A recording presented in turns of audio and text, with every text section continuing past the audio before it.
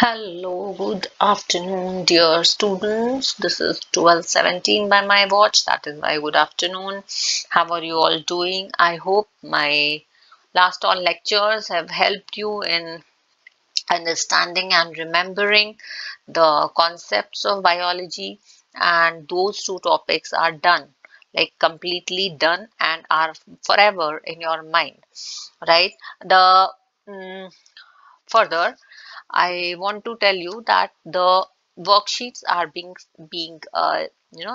link of the worksheets are being posted in the inbox for your references, wherein you can do the practice questions, refer to the answers given there only, and if still there is a doubt, there is a confusion, there is a concern, you can post it in the inbox. I will definitely try to cater to them. Right. Welcome to Guru Gauri classes. Today's session is on cell cycle and cell division. Uh-oh, the spelling of cell has been posted wrong by me.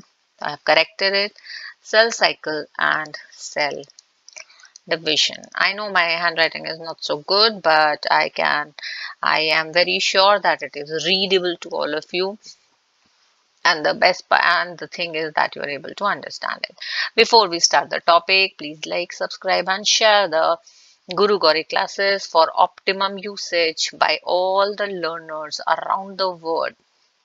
Right चलो जी, तो cell cycle शुरू करते हैं, है ना। पहली बात तो हम ये समझ लेते हैं व्हाई आर सेल्स इंपॉर्टेंट, और why what is the requirement of sale division. ठीक है, तो अब ये समझिए कि life goes on, we know that, right. और लाइफ कैसे चलती है? विद न्यू ऑर्गेनिज्म और with new organs or with repair of the organs, right, or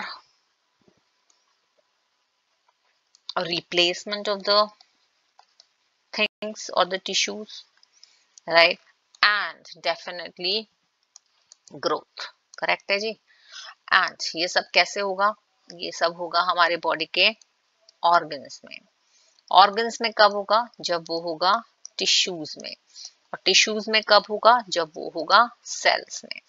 That is why cell division is very, very, very important part of life, right? Okay. So, as we discussed, that already this happens. Now, how does it happen? So, there is a cell cycle which goes on. Now, what is the cell cycle? Right? तो cell division होने से पहले क्या क्या करता है या उसके बाद क्या करता है, तो एक कंप्लीट साइकिल चलती है। ठीक है, उस साइकिल के 3 फेजेस होते हैं। या number 1 is the interphase, which we can also call it as the prep phase, जैसे तुम आप लोग के बोर्ड एग्जाम्स के लिए होता है, right. So it is the prep phase wherein the cell prepares itself to undergo the division, right, and it is the longest phase of the cell cycle. Correct. इसमें क्या होता है उस पे हम अभी आएंगे। After the interphase then the cell undergoes M phase, which can be two types of cell division. One is called as mitosis and the other is meiosis. ठीक है जी। now mitosis क्या करता है? Now in your syllabus basically mitosis is in detail while meiosis is only introductory. ठीक है, तो हम इस पे भी बात करेंगे। and the last phase is cytokinesis. ठीक है, साइटोकाइनेसिस मतलब division of cytoplasm and cell membrane. ठीक, अब पहले बात करते हैं कि इंटरफेज क्या होता है। इंटरफेज के फिर से 3 सब फेजेस होते हैं। कैसे सेल प्रिपेयर करता है अपने आप को, इसके 3 सब फेजेस होते हैं। नंबर 1 सब phase is G1 which is called as the growth phase, जिसमें सेल अपने आप को ग्रो करता है। ठीक है, सेल ग्रोज, राइट, एंड मतलब द साइज ग्रोज। ठीक है, तो cell grows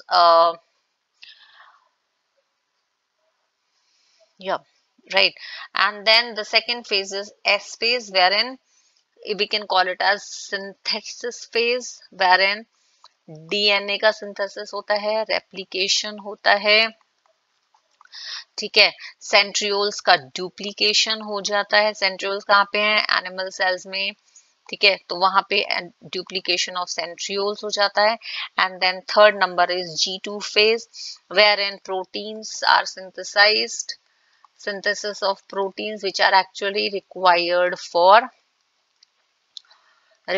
for cell division हो चलता है, ठीक है। तो सब चीजों से तैयारी हो गई, मतलब पूरा राशन भर लिया, स्ट्रक्चर तैयार कर लिया, सब रेडी सेल ने कर लिया, क्योंकि उसको अभी करना है अपना डिवीजन, ठीक है। अब कौन सा डिवीजन करना है उसको? वो या तो करेगा माइटोसिस, ठीक है जी, या तो करेगा meiosis. What is the difference? Let me tell you that.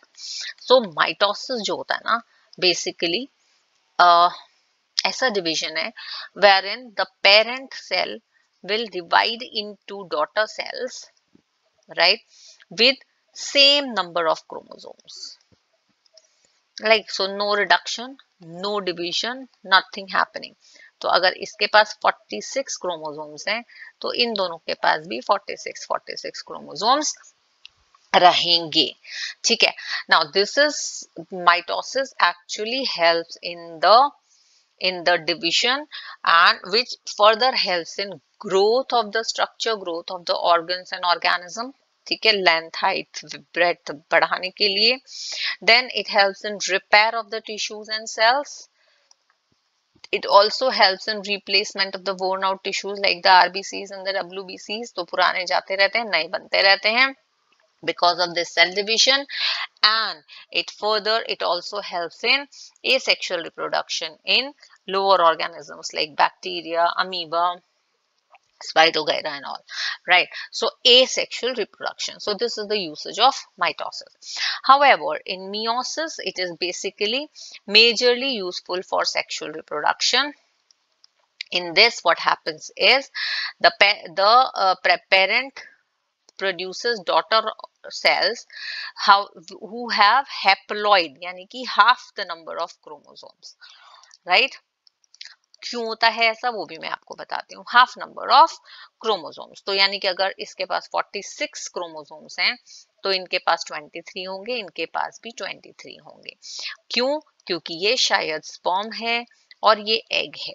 Now, meiosis helps in sexual reproduction, so they both will fuse together and form the zygote, which will again have 23 एक के, 23 दूसरे के, and the 46 chromosome number will be replenished. That is why meiosis results in haploid chromosomes carrying daughter cells, while mitosis has same number of chromosome carrying daughter cells, right?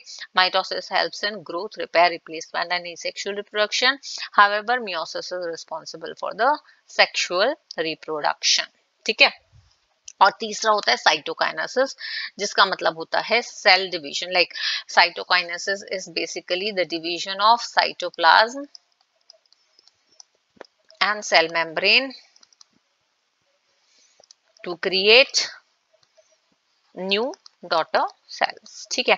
तो ये पूरा cycle चलता है। तो सबसे पहले जब सेल ने इंटरफेस कर लिया, तैयारी कर ली G1, GS और G2 में, देन इट विल गो इधर माइटोसिस और मियोसिस। तो आज हम पहले जो डिस्कस करने जा रहे हैं दैट इज माइटोसिस, ठीक है। Right now mitosis, all the mitosis has actually different phases. One by one हम फेज का नाम भी लेते जाएंगे, ठीक है। हम उसके कैरेक्टरिस्टिक्स भी देखेंगे and in the diagram with the help of diagram we'll also see what happens in animal cell and in plant cell simultaneously, ठीक है। लेकिन आपको भी वो टेबल बनाना रहेगा, बना लीजिए, that would be suggestive. Why? Because उससे आपकी ये तैयारी हो जाएगी, ठीक है। ओके, तो पहला फेज कौन सा है? पहला फेज है prophase, right. In the mitosis prophase is called to be the longest of all phases. It can be divided majorly, वैसे बहुत डिटेल में हम नहीं जा रहे हैं, लेकिन फिर भी हमको पता होना चाहिए कि prophase can be divided into early prophase and let prophase, right. Now होता क्या है कि अर्ली प्रोफेज में क्रोमोसोम्स जो हैं, अर्ली प्रोफेज में क्रोमोसोम्स जो हैं, क्रोमोसोम्स डिस्टिंक्ट हो जाते हैं, मतलब क्लियरली विजिबल हो जाते हैं। पहले वो कैसे थे सेल में, फाइब्रस के फॉर्म में, राइट, लेकिन अभी वो थोड़े कंडेंस होकर they become distinct and they can be identified as chromatids. ठीक है जी, right. Then chromatids and then centromere becomes very very visible in them. कहाँ पे होता है सेंट्रोमियर्स, क्रोमोसोम के बीच में, स्ट्रक्चर ऑफ क्रोमोसोम में पढ़ा था ना हमने, सेंट्रोमियर बिकम्स विजिबल, ठीक है।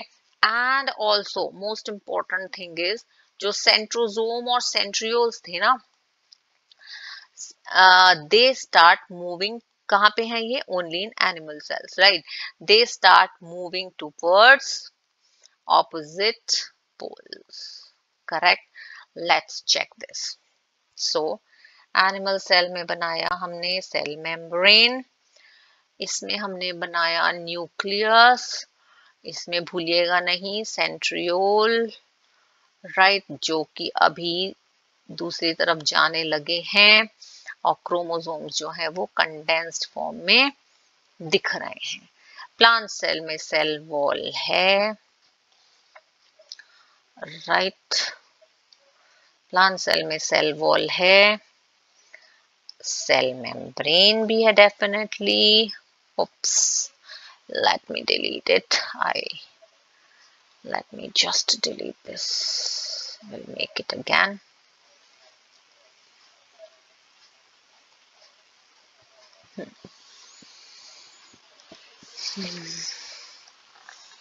Cell wall,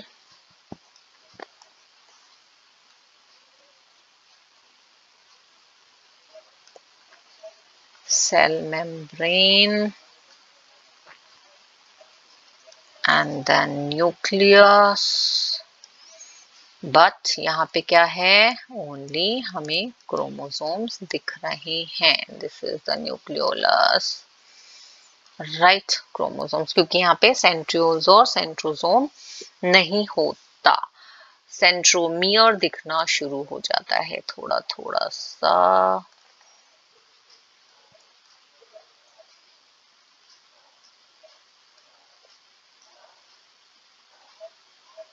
yeah.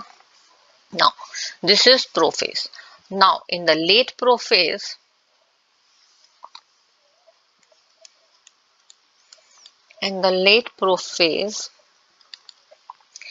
पहले बात कर लेते हैं क्या क्या होता है, फिर डायग्राम में देखेंगे, ठीक है। Spindle fibres appear,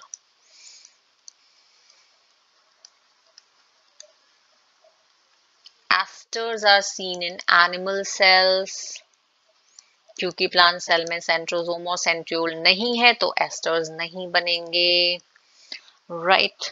and then nuclear membrane and nucleolus disappear, this is very important, ठीक है जी, right. Now how does this happen, तो एनिमल सेल में सेल मेम्ब्रेन है, न्यूक्लियस का मैं मेम्ब्रेन क्योंकि डिसअपियर हो रही है इसलिए इसको डॉटेड फॉर्म में आपको दिखा रही हूँ, न्यूक्लियोलस भी समहाउ डिसअपियर होने लगा है, और यहाँ पे क्या है, हमारा सेंट्रियोल और एस्टर्स दोनों पोल्स पे दिखने लगे हैं, ठीक है। स्पिंडल फाइबर्स आ गए हैं,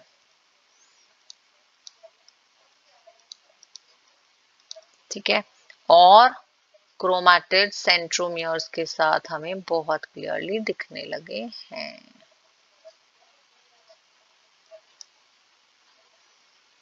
ठीक है जी। I hope I am able to very clearly draw it.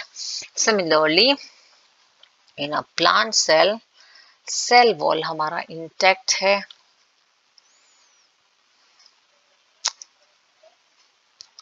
Cell membrane हमारा इंटैक्ट है, लेकिन न्यूक्लियर मेम्ब्रेन हमारा डिसअपियर होना शुरू हो गया है, इसीलिए ब्रोकन लाइंस में है, राइट।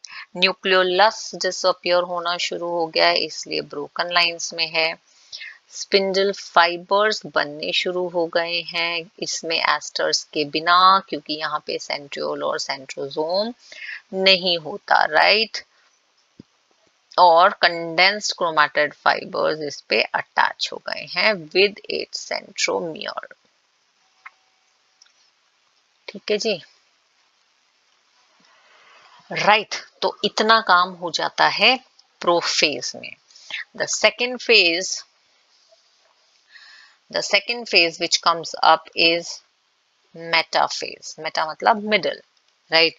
मेटाफेज में अब क्या होता है, these chromatids attach, or chromosomes you can say, chromatids attach to spindle fibers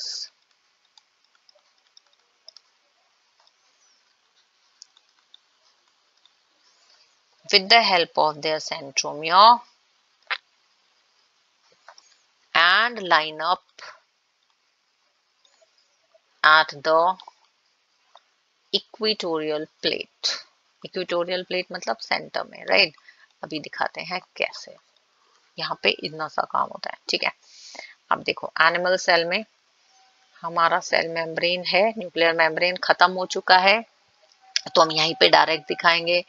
हमारा सेंट्रियोल और एस्टर्स हमें दिख रहे हैं, स्पिंडल फाइबर हमें बहुत क्लियरली दिख रहा है, ठीक है जी।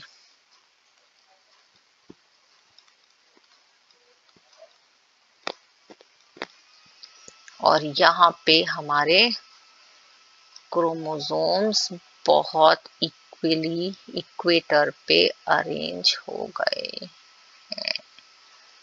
I hope you can clearly see the diagram and can make out this is the centromere, right.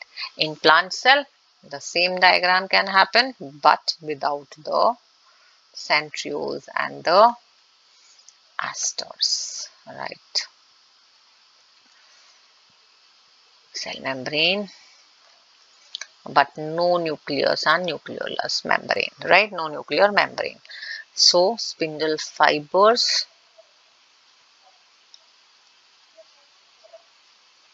क्योंकि यहाँ तो एस्टर भी नहीं होगा, है ना, और ये सेंट्रोमियर बना दिए, और ये इस पे chromatids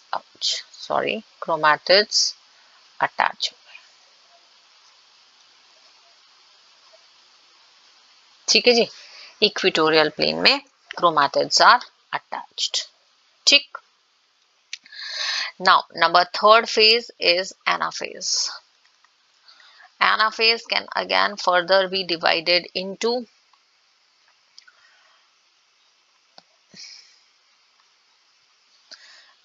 early anaphase and a late anaphase. Now what happens in early anaphase? Sister chromatids separate.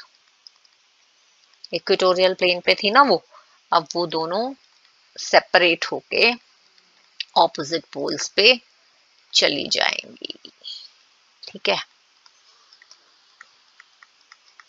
और कैसे जाएंगे ऑपोजिट पोल्स पे, क्योंकि स्पिंडल फाइबर्स कॉन्ट्रैक्ट होना शुरू हो जाएंगे, ठीक है, राइट। कैसे होंगे, let us see here. Animal cell, cell membrane, अपने सेंट्रियोल्स और एस्टर, स्पिंडल फाइबर्स हो गए छोटे,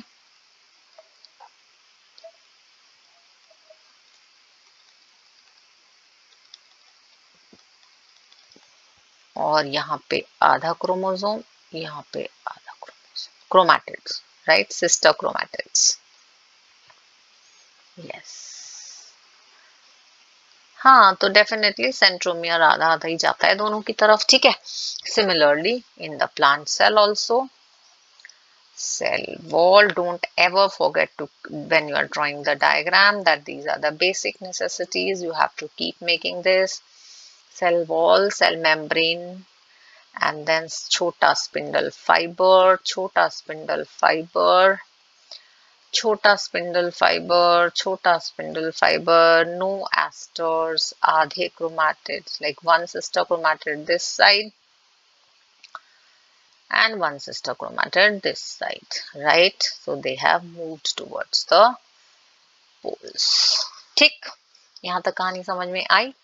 Yeah. Then in the late anaphase,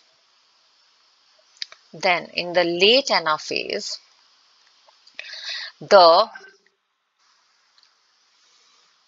in the animal cell especially, no change in the plant cell, but in the animal cell membrane में एक furrow बननी शुरू हो जाती है, shows a furrow, right? क्योंकि इंडिकेशन क्या है कि सेल मेम्ब्रेन भी अब डिवाइड होना शुरू हो जाएगी, ठीक है? So this is the furrow, right? दूसरा, स्पिंडल फाइबर्स और छोटे हो जाएंगे,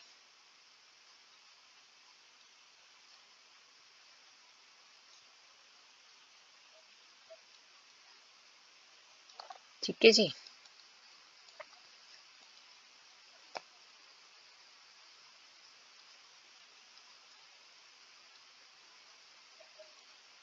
राइट, एंड प्लांट सेल्स में again spindle fibers will definitely reduce but not any furrow is created, ठीक है?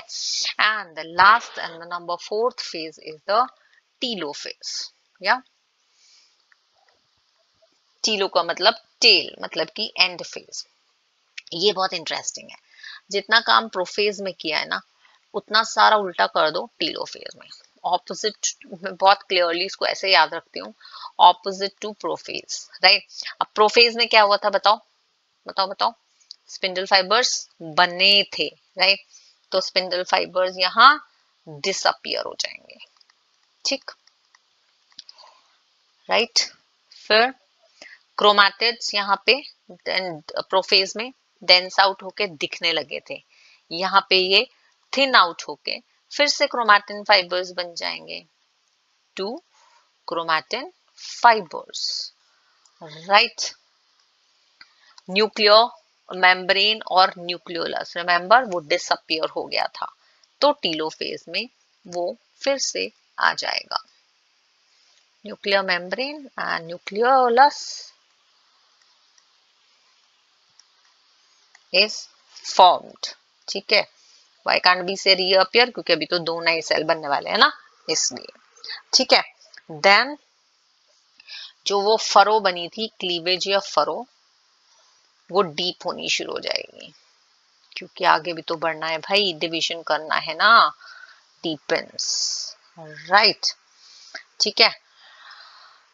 या अब ये सारा एनिमल सेल्स में हो रहा है। प्लांट सेल्स में एक एडिशनल वर्क क्या होता है, प्लांट सेल में सेंटर की तरफ से, from the centre a cell plate is laid down. I'll show you that, right? I'll just show you while we will draw the diagram. I'll show you a cell plate is laid down. Yeah, how? Let's check. तो पहले हम animal cell देख लेते हैं। तो जी animal cell की wait, animal cell telophase में इनकी जो वो ग्रूव है वो थोड़ी डीप हो गई है ना, क्योंकि उनको सेल को डिवाइड करना है, राइट? न्यूक्लियर मेम्ब्रेन रीअपियर हो गई, करेक्ट। न्यूक्लियोलस रीअपियर हो गया, क्रोमैटिन फिर से थ्रेड लाइक स्ट्रक्चर्स में आ गए, ठीक है जी, राइट? और स्पिंडल फाइबर्स तो गायब भी हो चुके हैं, ठीक है? और यहाँ पे ये सेंट्रोसोम अपने सेंट्रियोल्स के साथ प्रेजेंट है, okay? Now in animal sales में क्या होता है, जो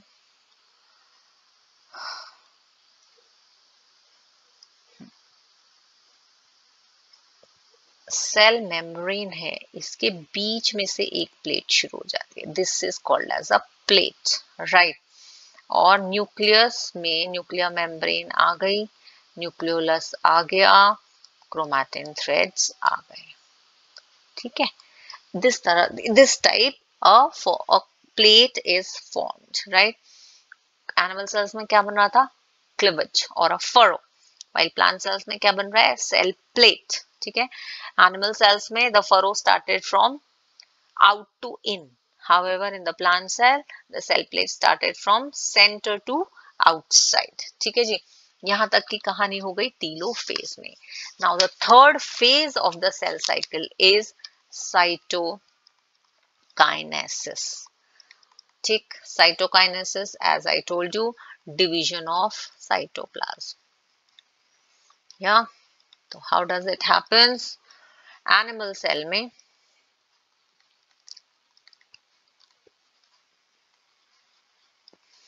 the cleavage more deep down, cut into two pieces, right, and then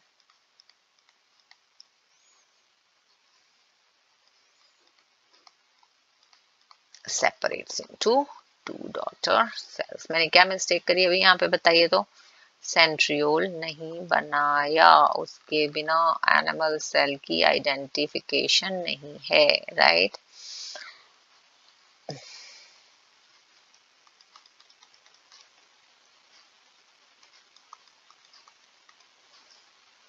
nucleolus chromatin fibers, nucleolus chromatin fibers, right. Animal cell बन गया जी दो सेट्स में। अब लेकिन कैसे, furrow is from periphery to centre, ठीक। प्लांट सेल्स में जो सेल बना था,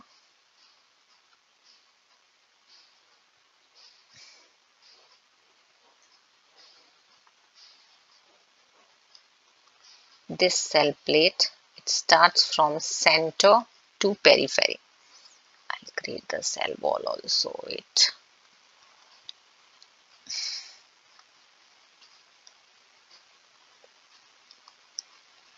right, and nucleus तो यहाँ पे है ही, nucleolus chromatin fibers, nucleolus chromatin fibers, and then two daughter plant cells are formed.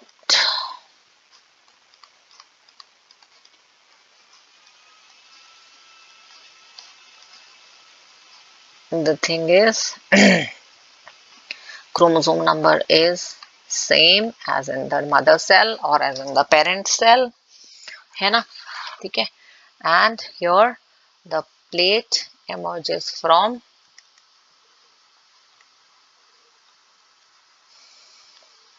center to periphery, ठीक है जी। This is about all about mitosis. Final product is generally two daughter cells with same number of chromosomes. Significance we have already discussed, repair, growth, replacement and asexual reproduction, ठीक है। Also it maintains the same number of chromosomes, ठीक। Now when we have discussed all this, the only expectation from you is to do the worksheet, which I'll be sending you the link on this in this inbox also and in the next lecture inbox also, right? Till then try to find out differences between karyokinesis and cytokinesis. Differences between cytokinesis in animal cell and plant cell. mitosis in animal cell and plant cell. Right? ये कर लीजिए and then this topic will be perfect for you, and then we will meet in the next session with meiosis and other parts of this chapter clearly. Right? Meiosis में बहुत कुछ है नहीं discussion करने के लिए, but yes, few things, few aspects we will be discussing in that, and then worksheet solve करते रहिएगा. Like, subscribe, share करना मत भूलिएगा. Feedback, suggestions, doubts सब inbox में डालना मत भूलिएगा. Right? See you then. Keep revising, keep understanding, keep rocking. All the best. Bye bye.